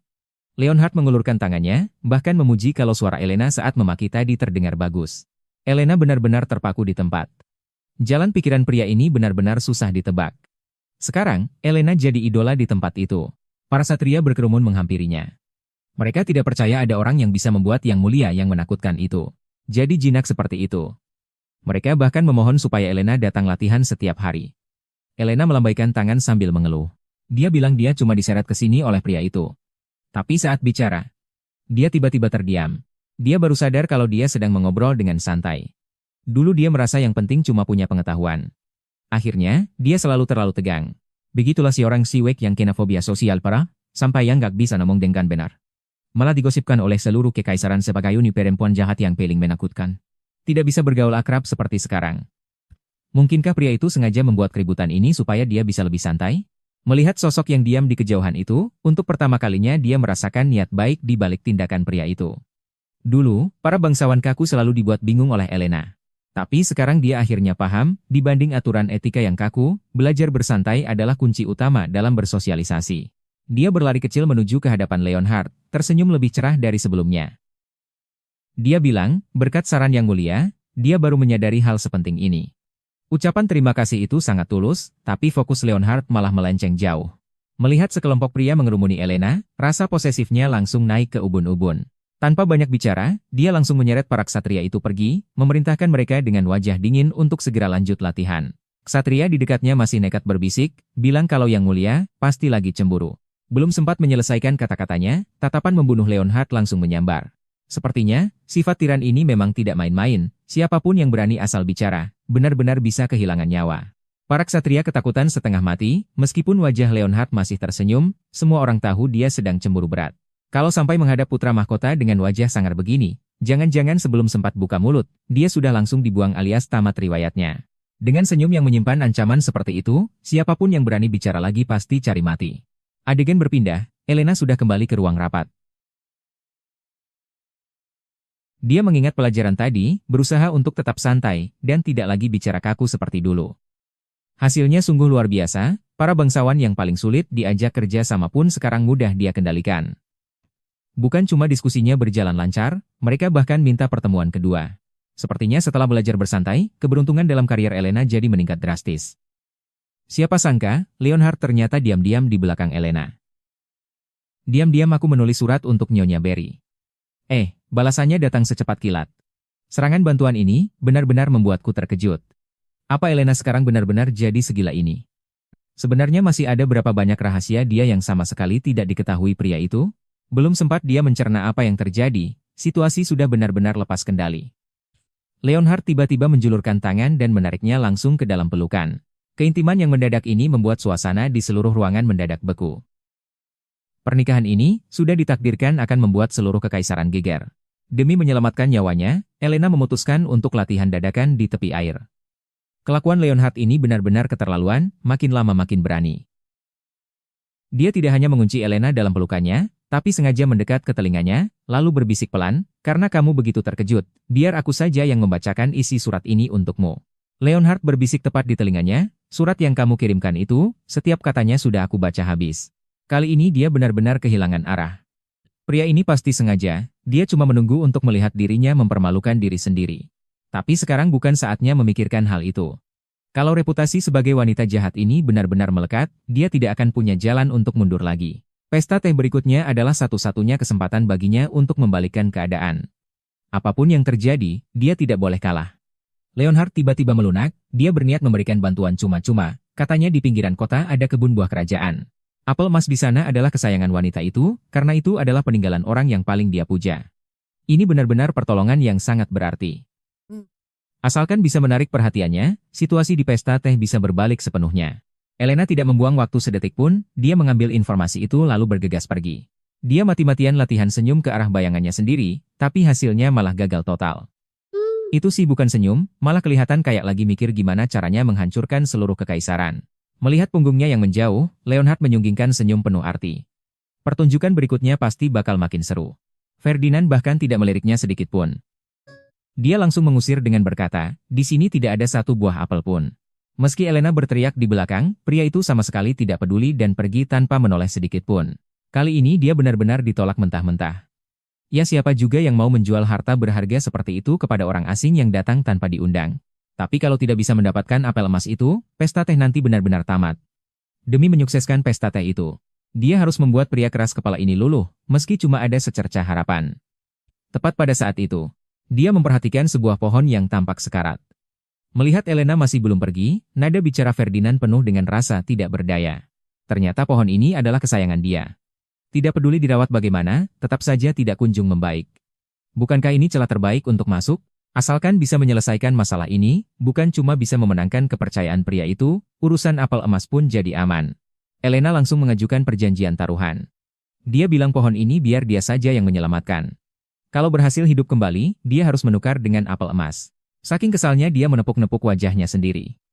Tiba-tiba, semak-semak di belakangnya berbunyi. Ferdinand sama sekali tidak percaya, dia pikir wanita ini cuma omong kosong, tapi karena tidak ada cara lain. Ya sudah, biarkan saja dia mencoba. Di mata Ferdinand, ini jelas misi yang mustahil. Mungkin tidak butuh waktu lama, dia pasti akan menyerah sendiri. Tidak disangka-sangka. Kali ini Elena benar-benar serius. Dia bolak-balik ke kebun buah itu berkali-kali. Memeriksa tanah, membasmi serangga, semuanya dilakukan. Kegigihan yang sampai mempertaruhkan nyawa ini membuat semua orang terpana. Apa mungkin pohon mati ini benar-benar bisa diselamatkan? Larut malam, Ferdinand mendapati Elena ternyata masih bekerja tanpa henti di kebun buah. Demi menyelamatkan pohon ini, dia benar-benar sampai tidak tidur. Dia bilang sudah menemukan jalan keluarnya, tapi butuh membawa orang masuk untuk membantu. Melihat kesungguhannya, Ferdinand akhirnya luluh dan setuju. Keesokan harinya pagi-pagi sekali, rombongan besar langsung menyerbu masuk ke kebun buah. Pemandangan yang luar biasa ini benar-benar membuat orang sekitar kaget. Ternyata kunci masalahnya ada pada bebatuan yang terlihat tidak penting ini. Belum sempat dia menghilangkan ekspresi horor itu, orang yang ditunggu malah muncul begitu saja. Bisa atau tidaknya mendapatkan apel emas, tergantung pada usaha terakhir ini. Elena memimpin di kebun dengan sangat cekatan, sama sekali tidak terlihat seperti putri yang manja. Ferdinand memperhatikan dari jauh dalam diam, hatinya mulai punya pandangan baru terhadap sang putri mahkota. Tepat saat itu, Leonhard datang untuk ikut campur, dengan bangga dia memuji istrinya hebat. Ferdinand baru sadar, ternyata para ksatria itu adalah kiriman Leonhard. Leonhard tidak bermaksud mengambil pujian, dia bilang itu semua adalah ide Elena. Dia hanya bertanggung jawab menyediakan orang, sekalian mampir untuk mendukung istrinya. Para ksatria melihatnya hanya berdiri menonton, jadi mereka memberanikan diri minta bantuan. Tapi hasilnya, sang pangeran ini malah bilang ingin melihat dari dekat betapa menyedihkannya orang-orang saat bekerja. Bercanda tetap bercanda, Elena benar-benar bekerja keras. Melihat dia mengangkat bebatuan berat dengan tangannya sendiri, Ferdinand akhirnya sadar kalau wanita ini benar-benar berniat menyelamatkan pohon itu. Wanita yang selama ini disalahpahami ini, sepertinya sama sekali berbeda dengan rumor yang beredar. Prasangka di hati Ferdinand akhirnya benar-benar runtuh. Beberapa jam kerja keras tidak sia-sia, Elena berteriak bersama yang lain bahwa mereka berhasil. Pohon yang hampir kering itu, akhirnya mendapat kesempatan untuk hidup kembali. Dilihat dari dekat, sang tiran legendaris ini gantengnya nggak masuk akal. Elena langsung mematung di tempat, di kepalanya cuma ada satu pikiran. Ternyata sumber masalahnya bukan pada pohonnya, melainkan fondasi tanah yang sedikit turun, menyebabkan drainase di area tersebut tersumbat total. Akar pohon itu terendam air terlalu lama. Pantas saja jadi bermasalah. Ferdinand terdiam mendengarnya. Dia merasa sudah mengurus kebun buah ini bertahun-tahun, tapi tidak menyadari perubahan sekecil itu. Dia bahkan mulai ragu apakah dirinya benar-benar sudah terlalu tua. Elena buru-buru menghibur, katanya ini sama sekali bukan salahnya. Semua karena proyek penggalian besar-besaran di dekat sana. Hal itulah yang menyebabkan tanah di area ini amblas secara tak terduga. Faktor eksternal yang tersembunyi seperti ini, siapapun pasti sulit menyadarinya. Elena menunjuk ke peta, lanjut menjelaskan bahwa gangguan dari luar seperti ini memang sulit dideteksi. Dia juga pintar sekali bicara, melimpahkan semua pujian kepada Ferdinand dan para ksatria. Kecerdasan emosionalnya benar-benar memberikan jalan keluar yang elegan untuk pria tua itu. Melihat sang putri mahkota di depannya yang rela mengotori diri dengan lumpur demi menyelamatkan pohon, Ferdinand akhirnya benar-benar takluk. Dia mengakui pandangannya terlalu sempit sebelumnya, dan dengan sungguh-sungguh berterima kasih pada Elena. Saat itulah, Ferdinand menyerahkan sebuah keranjang. Isinya ternyata adalah apel emas yang legendaris itu. Kejutan yang datang tiba-tiba ini, orang yang paling gak ingin ditemui, malah ketemu di saat yang paling canggung. Membuat Elena tidak sempat bereaksi. Ferdinand tidak hanya memberikan apel emas, tapi juga memberikan resep teh rahasia simpanannya. Ini adalah campuran teh favorit mendiang istrinya. Kepercayaan yang begitu berharga ini membuat Elena sangat tersentuh. Melihat doa tulus dari orang tua itu, Elena berjanji dengan suara lantang bahwa pesta teh kali ini pasti akan sukses besar. Bagaimanapun, ini bukan sekadar tugas, tapi juga untuk menjaga amanah yang begitu berarti. Dalam sekejap, Elena sudah kembali ke istana. Dia membuat pai buah spesial dengan tangannya sendiri. Orang pertama yang dia beri adalah Leonhard. Pria itu sambil mengomel karena Elena terlalu nekat, tapi tetap saja tangannya dengan patuh meraih garpu. Melihat Leonhard menyuapkan pai itu ke mulutnya, Elena menunggu hasilnya dengan cemas. Ini adalah momen penentu keberhasilan pesta tehnya. Bagaimana rasanya? Bagaimana sebenarnya rasanya? Leonhard memberikan jawaban yang positif. Hati Elena yang tadinya gantung akhirnya bisa lega. Tapi di dalam hati dia masih merasa khawatir. Bagaimanapun, Nyonya Berry itu terkenal sangat sulit dihadapi. Kalau wanita itu tetap tidak mau setuju, semua usaha sebelumnya akan sia-sia. Leonhard justru tampak tenang. Dia bahkan bercanda sudah membatalkan semua jadwalnya besok, berjaga-jaga kalau rencananya gagal. Dia punya waktu untuk bersembunyi di kamar dan menangis. Leonhard menatapnya dari atas dengan aura dingin yang bikin merinding, karena kau tahu siapa aku, beraninya kau memasang sikap seperti itu. Begitu kata-kata itu keluar, Elena langsung tidak terima. Mana ada suami yang menyumpahi istrinya sendiri? Belum juga dimulai, kok sudah yakin kalau dia bakal gagal? Tiba-tiba Leonhard mendekat, nadanya pun berubah jadi serius. Bagaimanapun, demi hari ini, dia memang sudah berjuang mati-matian. Dengan pengakuan dari Leonhard, Elena akhirnya punya keberanian. Bagaimanapun, sekarang orang paling berkuasa di seluruh kekaisaran ada di belakangnya untuk memberikan dukungan. Dia berbisik pelan, pergilah. Medan perang Elena kini resmi dimulai. Inilah aula kelas atas dunia sosial. Saat Nyonya Berry melihat Elena datang langsung, kalimat pertamanya saja sudah penuh dengan nada permusuhan. Di permukaan memuji keberaniannya, padahal sebenarnya menyindir kalau Elena itu tidak tahu malu. Situasi jadi canggung, tapi Elena tidak berniat untuk mundur. Karena sudah datang, dia harus mendapatkan dukungan wanita ini. Diawasi oleh begitu banyak bangsawan wanita, Elena merasa hampir sesak napas. Dia buru-buru mengeluarkan pai apel yang sudah disiapkan, ingin memecahkan suasana canggung ini dengan memberi hadiah. Elena benar-benar panik sekarang, di dalam hati dia cuma bisa mikir, tamatlah sudah. Hari ini mungkin jadi hari terakhir hidupnya. Tapi hadiahnya belum sempat diberikan, Lydia sudah mengungkit masalah lama di depan umum. Dia menginterogasi Elena. Kenapa mengundang Cornelius yang sedang dihukum kurung untuk ikut pesta dansa? Bahkan masalah ini dianggap sebagai bentuk provokasi terhadap keluarga kerajaan. Tuduhan berat ini membuat Elena tidak bisa berkutik. Saat suasana mencapai titik beku, Lydia tiba-tiba mengubah topik. Begitu Nyonya Berry angkat bicara, suasana seluruh pesta teh langsung menegang. Dia mengabaikan orang lain, jelas-jelas ingin mempermalukan Elena. Menghadapi tekanan dari tokoh besar seperti ini, Elena sadar dia sudah tidak punya jalan mundur. Supaya tidak menyeret Lydia yang ada di sampingnya, dia memutuskan untuk mengambil semua tanggung jawab itu ke pundaknya sendiri. Langkah mundur untuk maju ini benar-benar membuat semua orang yang hadir tertegun. Situasi benar-benar berbalik. Elena berusaha keras untuk menjelaskan, tapi makin panik, makin mudah melakukan kesalahan. Di acara sosial kelas atas seperti ini, dia memang baru pertama kali mengalaminya. Apa yang ditakutkan justru terjadi. Karena tidak stabil, secangkir teh tumpah tepat mengenai Nyonya Berry. Kini masalah benar-benar gawat. Menghadapi putra mahkota yang konon berdarah dingin ini, mana sempat lagi dia mikirin soal ekspresi wajah. Dia bahkan sudah membayangkan adegan dirinya dieksekusi di kepalanya. Nyonya Berry tidak bicara sepatah kata pun, langsung berdiri dan menyatakan pesta berakhir. Kesempatan yang susah payah didapatkan ini, sekarang mungkin akan langsung hancur. Melihat punggung Nyonya Berry yang pergi, mental Elena hampir runtuh. Apakah semua usaha sebelumnya akan sia-sia?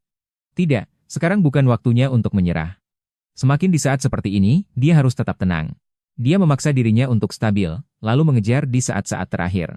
Dengan sekuat tenaga, dia meminta maaf lagi. Jika langkah ini salah, maka benar-benar tidak ada jalan untuk kembali. Karena sudah sejauh ini, Elena memutuskan untuk terus terang. Dia datang hari ini, memang demi mendapatkan pengakuan dari Nyonya Berry. Demi membuktikan ketulusan hatinya, dia mengeluarkan kartu as terakhirnya. Cukup dengan mencicipi pai apel ini, semua kebenaran akan terungkap. Suasana seketika menjadi hening yang mencekam, semua orang menunggu reaksi Nyonya Berry. Tak disangka, dia benar-benar setuju untuk mencobanya. Satu gigitan ini, apakah akan jadi kemenangan atau justru kekalahan total? Semua tergantung pada suasana hati sang nyonya. Begitu mencicipinya, Nyonya Berry langsung terpaku. Tapi tepat saat dia pasrah menunggu ajalnya, Leonhard tiba-tiba mengulurkan tangan dan mencengkeram dagunya, memaksanya untuk mendongak. Rasanya benar-benar seperti apel emas yang melegenda. Elena tak membuang waktu, dia langsung menyodorkan secangkir teh musim gugur spesial. Ini adalah teh kelas atas koleksi kerajaan. Sontak seluruh ruangan gempar. Manis segarnya apel berpadu dengan teh yang legit, rasanya seperti pesta pora di lidah. Nyonya Berry jelas tidak menyangka bisa mencicipi kombinasi berkelas seperti ini di tempat seperti ini. Dia meletakkan cangkir tehnya, nada suaranya penuh dengan rasa tidak percaya. Resep rahasia yang hanya diketahui keluarga kerajaan ini, dari mana Elena mempelajarinya. Apel emas legendaris itu, yang dulu pernah mendamaikan peperangan besar. Di mata Elena, Nyonya Berry adalah sosok paling berpengaruh di dunia sosialita. Tapi Nyonya Berry bukan orang yang mudah dibodohi. Semua orang tahu kepala kebun buah itu orang aneh, tidak mungkin dia memberikan hartanya begitu saja. Elena menjawab jujur, demi mendapatkan apel-apel itu, dia pergi ke kebun buah setiap hari untuk membantu, sampai dia berhasil menyelesaikan masalah besar orang itu. Nyonya Berry benar-benar tidak habis pikir, seorang putri mahkota, kenapa harus sampai sejauh itu? Elena berbisik, selama ini dia hanya menjadi beban bagi keluarga kerajaan dan sang pangeran. Orang-orang di bawah sana sibuk bergosip, bilang pernikahan ini tidak pantas, bahkan ada yang ingin cari alasan buat menyingkirkan pengantin wanitanya. Kata-kata berikutnya sukses bikin Elena benar-benar hang di tempat. Jika tidak berubah, dia sama sekali tidak layak berdiri di sini. Elena akhirnya mengutarakan niat hatinya. Dia tidak ingin lagi menjadi pajangan semata. Dia ingin menjadi seseorang yang benar-benar bisa membantu. Dan langkah pertama untuk semua itu adalah mendapatkan pengakuan dari Nyonya Berry. Inilah satu-satunya alasan dia berlatih mati-matian. Selama masih ada secercah harapan, dia tidak ingin menyerah. Dia menatap tajam mata sang nyonya, lalu bertanya, apakah Anda bersedia mengakui saya sebagai putri mahkota? Menatap gadis yang begitu tulus di depannya, Nyonya Berry terdiam. Dia merasa dirinya sudah sangat pikun karena membiarkan desas-desus menutupi pandangannya. Dia menurunkan egonya dan berbisik pelan. Sepertinya, aku benar-benar telah salah paham padamu. Nyonya Berry berdiri, lalu memberikan janji yang sungguh-sungguh. Selama sang putri mahkota menemui kesulitan di masa depan, dia pasti akan membantu dengan segenap tenaga. Ini adalah janji langsung dari tokoh besar dunia sosialita, yang sama saja memberikan Elena jimat pelindung kelas atas. Elena menjawab dengan mantap, kerja kerasnya selama ini akhirnya tidak sia-sia. Lydia yang berada di sampingnya pun tersenyum, dia secara resmi mengumumkan bahwa pelatihan pengantin Elena telah lulus dengan sempurna mulai hari ini. Si tiran ini malah berbisik di telinganya. Sepertinya, aku tidak akan merasa bosan denganmu. Bosan? Kenapa pria ini jalannya nggak sesuai skenario sih? Mereka berdua bersorak dan beradu tangan merayakan keberhasilan, posisi Elena sekarang sudah benar-benar aman. Untung saja dirinya tetap bertahan sampai akhir. Nyonya Berry bercanda, awalnya aku datang ke sini ingin melihat Elena menangis, tidak disangka gadis ini benar-benar berhasil. Tepat saat itu, Leonhard datang menjemputnya secara langsung. Pemandangan itu membuat semua orang terkejut. Dia dengan sopan berterima kasih kepada sang nyonya, karena telah menjaga istrinya selama ini. Nyonya Berry yang berjiwa besar langsung memberikan hadiah mewah, mengundang mereka berdua berlibur ke vilanya, sebagai pelengkap bulan madu mereka. Leonhard sangat puas mendengarnya, dia merasa tawaran ini datang di saat yang tepat. Tapi Elena sedikit ragu.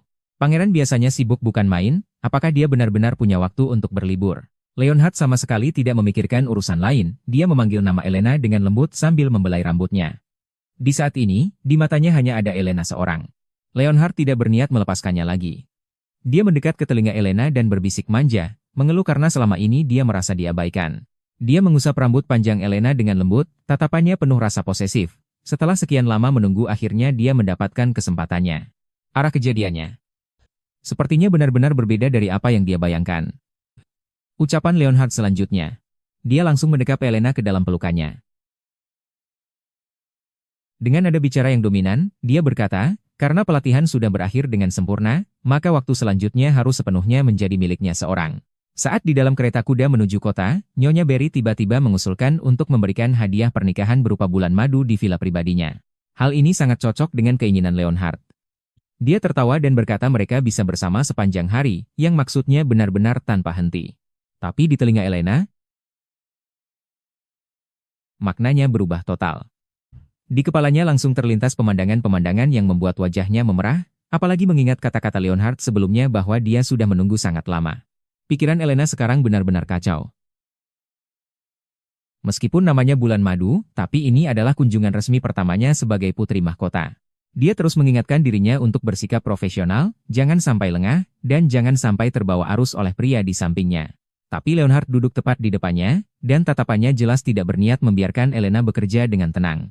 Saat kereta kuda berhenti dengan mulus, pemandangan di depan mata membuat semua rasa tegangnya hilang seketika.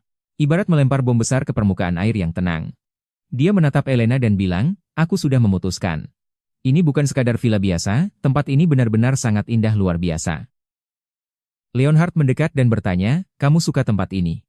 Elena menatap pemandangan laut di depannya, lalu hanya bisa mengangguk pelan tanpa sadar. Memang indah, tapi waktu berduaan setelah ini justru jadi ujian yang sebenarnya. Saat berjalan di pinggir pantai, Elena tak sengaja bersenandung kecil. Leonhard tertegun, kenapa nadanya terdengar familiar? Ternyata itu lagu peninggalan kaisar pendiri kerajaan. Begitu bicara soal sejarah, penyakit profesional Elena pun kumat. Dia mulai menjelaskan panjang lebar tentang metafora aneh yang ada di lirik lagu itu. Saat dia sedang asyik bicara, dia sama sekali tidak sadar kalau tatapan pria di sampingnya sudah berubah. Leonhard tiba-tiba mendekat ke telinganya, lalu berbisik mengingatkan, jangan lupa, kita ini lagi bulan madu. Satu kalimat itu langsung menariknya kembali dari pelajaran sejarah ke realita. Leonhard tersenyum. Coba lihat pemandangan di depanmu. Sebenarnya, Elena tahu pria itu maksudnya adalah dirinya sendiri. Kau adalah pengantinku. Otak Elena benar-benar mati total. Tadi masih takut bakal dieksekusi. Meski sedang di jalanan umum, Leonhard tak peduli dan langsung menggenggam tangan Elena. Ritme ini membuat Elena tak bisa menolak sama sekali. Ternyata cahaya yang dinyanyikan di lagu tadi merujuk pada bunga bercahaya yang mekar setahun sekali. Bunga itu cuma bisa dilihat kalau datang ke festival bunga setempat. Wilayah ini bukan cuma punya pemandangan bagus, tapi juga mengadakan perayaan besar setiap tahun. Seluruh warga kota akan keluar untuk berdoa. Begitu dengar soal perayaan, semangat Elena langsung bangkit. Reaksi pertamanya justru, ini kesempatan bagus buat memantau kondisi rakyat. Melihat Elena begitu antusias, Leonhard langsung mengajak. Sekarang lagi persiapan, mau lihat bareng? Elena mengiyakan tanpa pikir panjang. Sepertinya perjalanan bulan madu ini bakal berubah lagi jadi lokasi kerja dia. Awalnya dia pikir bakal melihat perayaan yang meriah, pas sampai di alun-alun, suasananya malah aneh banget. Sepi sekali, tidak ada tanda-tanda mau ada festival sama sekali. Leonhard sih tidak terlalu ambil pusing, dia langsung tanya ke beberapa orang yang lewat. Tapi begitu dia buka mulut, suasana langsung membeku. Saat mendengar pengiringnya berteriak yang mulia, pemuda-pemuda tadi langsung kaku. Kok tiba-tiba jadi mau menikah? Ceritanya benar-benar melompat di luar nalar. Belum sempat dia sadar. Siapa sangka, sang tiran tampan yang sering jadi bahan gosip, tiba-tiba muncul di tempat seperti ini. Melihat orang-orang itu ketakutan sampai mundur berkali-kali, firasat Elena jadi tidak enak. Ini mah bukan memantau rakyat, malah kayak mau datang buat menyita harta.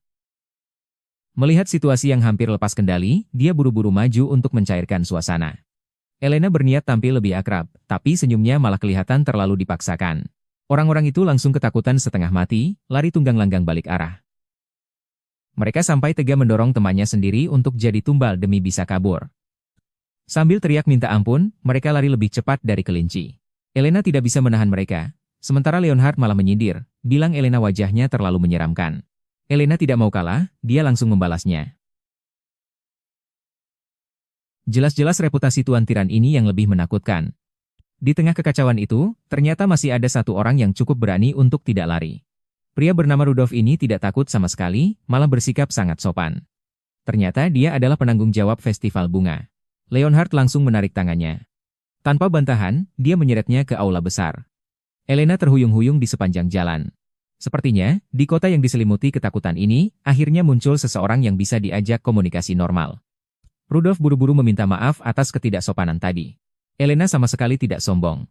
Dia malah merasa dirinya sendiri yang salah karena muncul tiba-tiba sampai bikin orang kaget. Leonhard langsung bertanya to the point, karena kamu penanggung jawabnya, kenapa festival bunga belum mulai disiapkan? Tapi jawaban Rudolf malah bikin mereka berdua tertegun. Ternyata festival bunga tahun ini dibatalkan. Rudolf memasang wajah pasrah, dia sebenarnya ingin sekali mengadakan festival itu, tapi kota ini memang sedang punya masalah besar. Belum selesai bicara, tiba-tiba ada teriakan minta tolong. Seorang nenek sedang membawa barang berat minta bantuan, Rudolf langsung lari menolong tanpa pikir panjang. Cuma meninggalkan pesan, nanti saya jelaskan lagi. Dia meninggalkan dua orang hebat itu sendirian di jalanan. Melihat Rudolf yang sibuk ke sana kemari, Leonhard bergumam pelan, orang ini populer juga ya di kota ini. Mereka berdua kembali ke penginapan, tapi pikiran mereka masih tertuju pada festival yang dibatalkan itu. Hari raya yang seharusnya meriah tiba-tiba hilang begitu saja. Ini pasti ada sesuatu di baliknya. Elena tiba-tiba sadar, dia kan datang ke sini sambil membawa misi. Dia sama sekali nggak tahu pria ini mau ngapain. Saat mereka berdua mendorong pintu masuk, seluruh ruangan mendadak hening sampai suara jarum jatuh pun terdengar. Kalau memang tujuannya memantau rakyat, ini adalah kesempatan terbaik. Kalau bisa menyelesaikan masalah ini, bukan cuma festival yang bisa jalan lagi, tapi pandangan orang-orang terhadap keluarga kerajaan juga bisa berubah total. Ini momen emas untuk membuktikan diri, semangatnya sudah benar-benar menyala. Dia tidak boleh melewatkan kesempatan emas buat membalikkan keadaan ini. Elena menggebrak meja dengan penuh semangat, ayo, kita bantu Rudolf menyelesaikan masalahnya. Leonhard malah menggoda, ini kan perjalanan bulan madu kita, tega-teganya menyuruhku bekerja. Elena buru-buru mencari alasan, bilang kalau yang mulia pasti juga ingin melihat bunga, makanya dia mengajak kerja sama. Leonhard berdiri sambil tersenyum. Oke, aku setuju. Tapi, kita harus selesaikan ini dengan cepat. Bagaimanapun, dia tidak mau waktu yang tersisa ini diganggu oleh siapapun. Leonhard mengangkat dagu Elena dengan lembut, nadanya terdengar dominan dan tidak menerima penolakan. Karena sudah janji mau membantu, maka seluruh waktu yang tersisa harus diserahkan sepenuhnya untuk dia atur. Dia mendekat ke telinga Elena dan berbisik bahwa setiap menit dan setiap detik ke depannya, hanya milik mereka berdua. Bahkan orang tua Elena pun melonggodor siapa yang sangka. Sang tiran ini malah menggandeng tangan si Yuni. Perempuan jahat. Dunia hanya milik mereka berdua, masalah ini tidak bisa diganggu-gugat. Besok paginya, Elena langsung membawa orang ke jalanan. Karena Leonhard ingin menghabiskan waktu berdua saja, maka pembatalan festival itu harus dia urus sendiri. Tepat saat itu, dia akhirnya menemukan targetnya. Rudolf sedang sibuk dengan bunga-bunganya tidak jauh dari sana. Elena segera memanggilnya. Rudolf jelas tidak menyangka sang putri mahkota akan datang menemuinya sendiri. Teringat sikapnya yang kurang sopan kemarin, dia buru-buru meminta maaf. Namun, semakin Rudolf bersikap sopan, semakin terasa ada sesuatu yang tidak beres di balik pembatalan festival ini. Elena bertanya dengan hati-hati apakah mereka masih mempersiapkan festival. Rudolf mengangguk dan bilang dia tidak akan menyerah sampai detik terakhir. Demi bisa tinggal dan mencari informasi dengan alasan yang masuk akal, Elena menawarkan diri untuk membantu. Siapa sangka sang putri mahkota menunjukkan keahliannya, sampai-sampai Rudolf ternganga. Keterampilan merangkai bunganya benar-benar lebih hebat dari yang profesional. Rudolf memuji sambil menghela napas, mengatakan bahwa dirinya biasanya ceroboh, jadi bantuan ini benar-benar sangat berarti. Elena tidak membuang waktu, dan langsung menanyakan keraguan di hatinya. Saat muncul, menghadapi kebingungan semua orang. Leonhard cuma melempar kata dingin, pesta selesai. Kenapa festival yang sudah direncanakan matang tiba-tiba dibatalkan begitu saja? Setelah ragu cukup lama, akhirnya Rudolf membocorkan fakta yang sebenarnya. Ternyata, di dekat sini sedang ada wabah kera. Alasan itu terdengar sangat konyol, tapi melihat wajahnya, dia sepertinya tidak sedang bercanda. Makhluk-makhluk ini tidak cuma berkelompok, tapi juga membongkar rumah dan menghancurkan ladang, benar-benar jadi mimpi buruk bagi warga kota. Yang paling disayangkan, tahun ini seharusnya jadi tahun terbaik untuk panen bunga, tapi semuanya malah hancur gara-gara tamu tak diundang itu. Elena semakin merasa ada yang aneh. Bagaimana mungkin kera bisa tiba-tiba muncul di tempat seperti ini? Elena langsung menyatakan bahwa dia yang akan turun tangan mengatasi masalah ini. Dia akan membicarakannya dengan Leonhard nanti. Rudolf merasa seperti menemukan secercah harapan, dia terus-menerus mengucapkan terima kasih. Karena mau menyelidiki, harus sampai tuntas. Dia sekalian bertanya soal bunga suci yang bisa bercahaya itu. Rudolf tanpa basa-basi langsung membawanya ke sebuah toko tua. Di toko itu penuh dengan botol dan guci yang cantik. Rudolf menjelaskan, ini adalah tempat paling terkenal di kota. Baik penduduk lokal maupun turis, semuanya suka mampir ke sini. Namun sebelum Elena sempat melihat lebih detail, bahunya tiba-tiba ditepuk dari belakang. Elena Dwedaru sadar, toko itu ternyata penuh dengan pasangan muda yang sedang memadu kasih. Tapi peduli setan dengan omongan orang, di saat seperti ini, Elena tetap berdiri tegak di samping sang putra mahkota. Meninggalkan seisi ruangan yang bingung setengah mati. Drama ini makin lama makin gak bisa dimengerti saja. Menghadapi rentetan pertanyaan orang-orang, Rudolf mulai menceritakan sebuah legenda kuno. Konon dulu kala, Pangeran Kegelapan mempersembahkan bunga suci bercahaya kepada sang dewi dan mengucapkan janji abadi. Katanya mereka kemudian punya banyak keturunan, makanya bunga ini jadi simbol cinta yang langgeng. Rudolf mendekat ke telinga Elena, berbisik bahwa aroma bunga ini katanya punya khasiat ajaib untuk kesuburan. Bagi pasangan yang baru menikah, ini benar-benar hadiah yang paling sempurna. Ucapan itu terdengar sangat ajaib, tapi membuat suasana jadi sedikit canggung. Lagi pula sekarang kan masa bulan madu, melahirkan pewaris bagi keluarga kerajaan memang tanggung jawab yang tidak bisa dia hindari. Elena menatap botol-botol itu. Hatinya masih bimbang. Apakah benar-benar perlu membeli barang ini? Di saat yang sama, Leonhard sedang mencari istrinya ke seluruh penjuru jalan. Meski tahu ada pengawal yang mengikutinya, perasaannya tetap tidak tenang. Hansel yang bermata tajam langsung melihat Elena di kejauhan. Tapi setelah melihat siapa orang di sampingnya, suasananya langsung berubah. Dia sedang berjalan berdua dengan si Rudolf itu. Di tangannya juga membawa barang yang baru saja dibeli. Leonhard gak ragu sedikit pun. Dia menunjukkan senyum penuh percaya diri, aku sudah memilih. Keduanya tampak akrab dan tertawa bersama. Hubungan mereka terlihat tidak biasa. Hansel masih saja memanas-manasi di sampingnya. Dia bertanya apakah Yang Mulia tidak khawatir mereka berdua saja. Leonhard mulutnya bilang tidak apa-apa, tapi situasi ini jelas sudah di luar kendali. Leonhard bukannya marah. Dia justru merasa drama ini cukup menarik. Dia mengajak untuk mengikuti mereka. Hansel sampai bingung. Apa benar ini gaya seorang putra mahkota? Mereka berdua pun membuntuti dari belakang. Sembunyi di sudut sambil mengawasi. Saat itu, Elena sedang minum teh bersama Rudolf di tepi laut. Sambil menikmati angin laut. Suasananya benar-benar romantis. Leonhard memegang koran, berpura-pura menjadi pejalan kaki. Padahal telinganya tegak lebih dari siapapun. Hansel masih saja berkomentar tanpa dosa, bilang suasana mereka berdua benar-benar bagus. Kalimat itu langsung menyulut api. Leonhard menarik kerah bajunya dan bertanya apa dia sudah bosan hidup. Hansel menghela napas di sampingnya dan bilang, putri mahkota terlihat sangat senang. Leonhard tidak mengeluarkan satu kata pun. Tapi keheningan itu penuh dengan kecemburuan yang meluap. Malam pun tiba. Elena kembali ke kamar sendirian. Dia mendekat ke telinga Elena. Memanggil namanya dengan lembut. Panggilan akrab itu. Dia sengaja menyalakan lilin aromaterapi yang baru dibelinya. Ini bukan lilin biasa, melainkan lilin dari bunga suci yang disebutkan Rudolf tadi. Dia masih ingat apa yang dikatakan Rudolf. Katanya, aroma ini sangat membantu bagi pasangan yang ingin punya anak. Sepertinya dia benar-benar menganggap ini sebagai tugas yang harus diselesaikan. Dia duduk di atas ranjang besar berukuran king size. Elena masih menyesali malam pertama mereka. Waktu itu dia benar-benar kelelahan sampai langsung tertidur pulas. Kesempatan emas itu terbuang percuma. Tapi malam ini, dia jelas sudah siap. Elena terus menyemangati dirinya sendiri dalam hati. Sebagai putri mahkota, meneruskan garis keturunan kerajaan adalah prioritas utama. Malam ini, dia harus benar-benar menuntaskan tugas malam pertamanya. Dengan ragu-ragu, dia berjalan menghampiri Leonhard. Sang tiran itu sedang santai membaca buku. Saat mendengar langkah kaki, dia hanya menjawab dengan acuh tak acuh. Elena merasa tubuhnya kaku sekali. Padahal, dia ingin menciptakan suasana romantis, tapi begitu buka mulut, dia malah membahas si Rudolf tadi siang. Dia bilang kalau dia sengaja bertanya pada Rudolf, kenapa festival bunga tiba-tiba dibatalkan. Alasannya ternyata karena ada sekumpulan gorila yang masuk ke kota. Leonhard bilang besok dia akan segera mengurusnya. Membuat pikiran Elena jadi kosong melompong. Sebenarnya sejak kapan dia mengincar aku? Belum sempat dia mencerna. Dia menyuruh Elena tidur lebih awal malam ini, lalu bangkit berdiri dan bersiap pergi. Elena benar-benar bingung. Dia ingin menahan suaminya di kamar, bukan menyuruhnya pergi berburu. Melihat pria itu hampir keluar pintu, dia buru-buru menariknya. Karena terlalu kuat menarik, mereka berdua malah jatuh ke atas ranjang. Posisinya benar-benar memalukan untuk dilihat. Elena menindih tubuh Leonhard dan berbisik memintanya untuk tidak pergi. Kali ini giliran sang tiran yang terpaku. Ketegangan di udara seketika berubah menjadi percikan asmara. Elena benar-benar sudah tidak mempedulikan segalanya lagi. Dia mendekat dan berbisik di telinga Leonhard. Malam ini, semuanya harus berjalan sesuai keinginannya.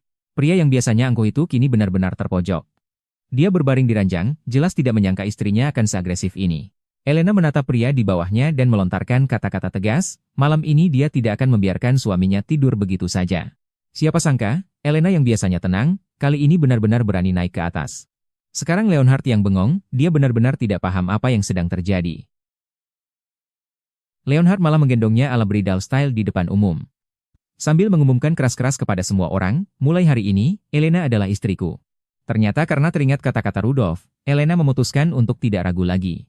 Leonhard langsung menarik selimut dan menutupi mereka berdua. Pria itu berteriak kaget, tapi sudah terlambat untuk memohon ampun. Disangka bakal ada pertarungan sengit, Leonhard malah membungkus Elena seperti kepompong. Leonhard malah enak-enakan memeluknya dari belakang dan tiba-tiba bilang, cepat tidur. Belum sempat Elena mencerna apa yang terjadi, pria di belakangnya itu malah benar-benar sudah tertidur pulas. Memalukan sekali. Elena merasa dunianya runtuh. Apa misi utamanya sebagai seorang istri gagal total seperti ini? Elena kali ini ingin membuat gebrakan besar. Agar semua orang bisa menikmati festival bunga, dia mengumumkan di depan umum bahwa dia akan memimpin tim untuk misi pembasmian. Tidak hanya Leonhard yang akan memimpin langsung, Elena pun akan ikut serta. Pengumuman itu benar-benar membuat hati rakyat Seisi kota merasa tenang. Tapi Leonhard merasa agak heran, lagi pula dia tidak paham medannya, misi ini mungkin tidak semudah yang dia bayangkan. Teringat kejadian semalam, Elena sekarang merasa malu sekali untuk bertemu dengannya. Setiap kali melihat wajah itu, suasananya jadi canggung bukan main. Begitu kalimat itu keluar, seluruh aula langsung gempar. Nggak ada yang menyangka. Sekarang dia harus mengalihkan perhatian dan fokus menyelesaikan misi pembasmian ini dulu. Untungnya, Rudolf sukarela maju. Dia bilang mau menunjukkan jalan untuk mereka. Elena langsung menyetujuinya dan berencana untuk terus mengikuti sang komando ini. Namun, saat mereka berdua asyik mengobrol, Leonhard yang berada di sampingnya malah diam seribu bahasa. Tatapannya jelas terlihat aneh. Leonhard memimpin di depan dan memperingatkan semua orang untuk mengikuti dengan dekat. Jalan di depan tidak akan mudah. Mereka mendaki gunung dan melewati lembah, akhirnya berhasil masuk lebih dalam ke wilayah tandus itu. Tapi saat sedang berjalan, penanda jalannya tiba-tiba hilang. Leonhard pun mulai kesulitan, dia memegang kompas sambil berpikir keras, harus belok ke kiri atau ke kanan. Tepat saat itu, Rudolf tiba-tiba menyela. Dia menunjuk ke arah kanan dan bilang, ada jalan tikus di sana yang cuma diketahui oleh penduduk lokal. Walaupun harus mendaki tebing, jalannya jauh lebih cepat daripada harus memutar. Ternyata keputusan mereka menyewa pemandu ini benar-benar tidak sia-sia. Tapi, apakah jalan pintas ini benar-benar aman? Elena sekarang sangat mengagumi Rudolf. Sang tiran ini bisa nekat sampai sejauh itu. Melihat wajah-wajah yang melongo di bawah panggung, Elena tahu, kali ini benar-benar nggak ada jalan untuk mundur lagi. Dia merasa pria itu tidak hanya berwawasan luas, tapi juga sangat bisa diandalkan sebagai pemandu. Kalau progresnya seperti ini, misi pembasmian pasti bisa selesai dengan lancar. Festival bunga akhirnya terselamatkan. Rudolf bersemangat memimpin di depan, dan Elena pun bekerja sama dengan sangat aktif. Keduanya mengobrol dengan sangat nyambung. Kasihan sekali sang putra mahkota Leonhard, sekarang dia hanya bisa mengikuti di belakang tanpa suara.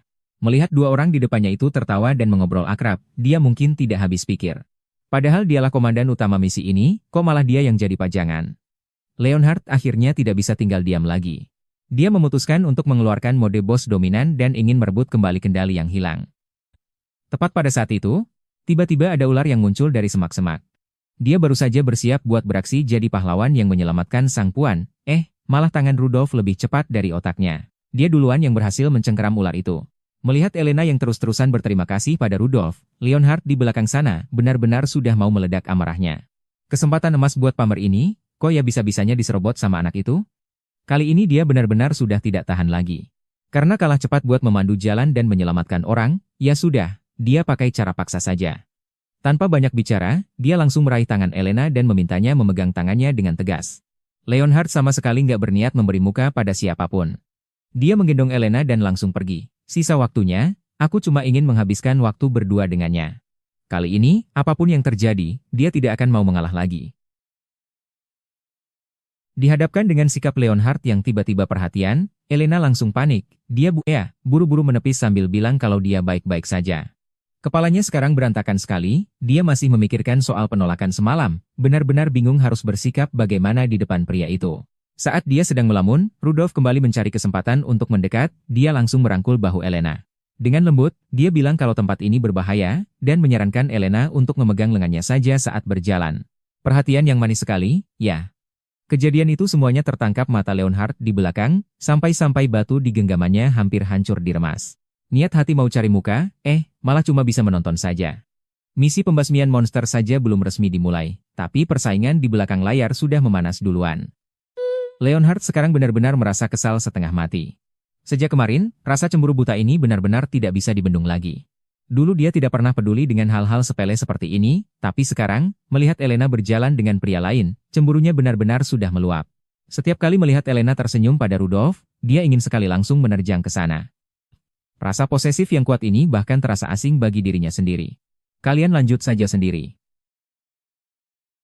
Sekarang dia cuma ingin wanita ini, dari awal sampai akhir, hanya melihat dirinya seorang. Tepat di saat suasana sedang canggung-canggungnya, tiba-tiba ada suara dentuman keras dari dalam hutan. Seekor monster bintang raksasa menerjang keluar dengan ganas, mengacaukan keheningan yang canggung tadi. Elena dan Rudolf langsung syok. Bahaya yang sesungguhnya benar-benar datang. Rudolf bereaksi dengan cepat. Dia langsung berdiri di depan Elena sambil berteriak menyuruhnya untuk mundur. Tapi pemandangan ini di mata Leonhard jauh lebih menyebalkan daripada monster di depan mereka. Sekarang di hatinya cuma ada satu kalimat, yaitu dia sangat tidak suka. Karena ada orang yang mau pamer, ya sudah, dia akan tunjukkan pada semuanya. Siapa sebenarnya tuan di tempat ini? Begitu pedang panjangnya terhunus, aura membunuhnya sudah tidak bisa disembunyikan lagi. Monster itu meraung dan menerjang. Tepat di saat situasi genting itu, Leonhard bergerak secepat kilat. Dia langsung merengkuh Elena ke dalam pelukannya. Sekali tebas, bahkan tidak ada yang sempat melihat bagaimana dia menyerang. Monster yang tadi tampak sangat tangguh, seketika terbelah dua. Aksi Leonhard yang menyelamatkan sang puan ini. Para bangsawan di samping jadi panik, buru-buru maju untuk menghalangi, bilang masih banyak orang penting yang belum disapa. Hasilnya, Leonhard bahkan tidak menoleh, cuma melempar kata dingin, tidak perlu. Benar-benar sangat memukau dan bersih. Dia memeluk Elena dengan erat, sementara aura membunuhnya tadi belum sepenuhnya hilang. Elena terpaku sepenuhnya. Pelukan ini ternyata jauh lebih bisa diandalkan daripada bayangannya, dia bahkan lupa kalau tadi dia sempat menghindar darinya. Rudolf buru-buru berlari mendekat untuk bertanya apakah dia baik-baik saja. Tapi saat ini, siapa yang peduli padanya? Leonhard menurunkan Elena. Elena berbisik memanggilnya, "Yang mulia." Suasananya mendadak jadi berubah. Tadi awalnya ke hutan untuk membasmi monster. Sekarang malah terasa seperti sedang berduaan untuk memadu kasih. Leonhard akhirnya benar-benar menunjukkan sikap aslinya. Dia melindungi Elena dengan sangat protektif. Sama sekali tidak memberinya kesempatan untuk menghindar. Dia berbisik dengan nada memperingatkan, jangan berpikir untuk mencoba memancing perhatian pria lain. Sekarang, lihat aku saja. Dia menatap Elena, lalu berkata dengan penuh penekanan, satu-satunya orang yang bisa melindungimu, dari awal sampai akhir. Hanya aku. Adegan yang sangat dominan ini benar-benar membuat siapapun sulit untuk menolak. Leonhard mengangkat tudung pengantinnya, lalu berbisik tepat di telinganya, bertanya, bagaimana rasanya jadi putri mahkota yang diimpikan semua wanita di kekaisaran? Di matanya, selain Elena, nggak ada yang boleh jadi putri mahkota. Dia menunduk menatap orang dalam gendongannya, suaranya lembut tapi tak terbantahkan, Elena, ayo kita pergi. Giliran Elena yang benar-benar hancur. Jadi putri mahkota, ini sih candaan yang kelewat jauh. Dia sekarang cuma ingin cepat-cepat bangun. Siapa yang bisa bilang padanya, kalau ini benar-benar cuma mimpi buruk? Sayangnya, Leonhard nggak berniat melepaskannya sedikit pun. Melihat wajahnya yang yakin sekali, Elena tahu, seumur hidup ini dia sudah benar-benar diincar. Begitu kabar ini tersebar, seluruh kekaisaran langsung gempar. Kiran dipasangkan dengan Uni perempuan jahat. Dibayangkan saja sudah bikin pusing. Keluarganya malah senang sekali, merasa ini adalah berkah yang luar biasa. Tapi Elena tahu betul, berkah ini nggak semua orang bisa tahan menerimanya. Dia tadinya pikir lamaran itu cuma bercanda, hasilnya Leonhard sama sekali nggak berniat melepasnya, bahkan langsung memojokkannya ke tembok. Dia tersenyum dingin dan bertanya, kau berniat menolakku? Provokasi seperti itu sama sekali tidak ada artinya bagi Elena. Permainan yang sesungguhnya baru saja dimulai. Sekali kakinya melangkah masuk ke gerbang istana, dia tidak akan pernah menoleh ke belakang. Gawat nih. Pria ini sama sekali nggak berniat memberinya jalan keluar. Pria ini nggak memberinya kesempatan untuk menolak.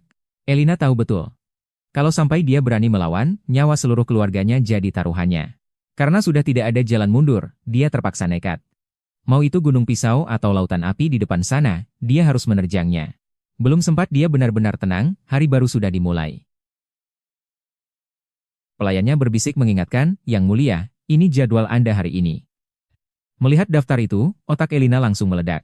Beban kerjanya benar-benar gila, sebanyak ini harus diselesaikan dalam sehari? Ini bukan jadi putri mahkota namanya, ini sih jadi budak.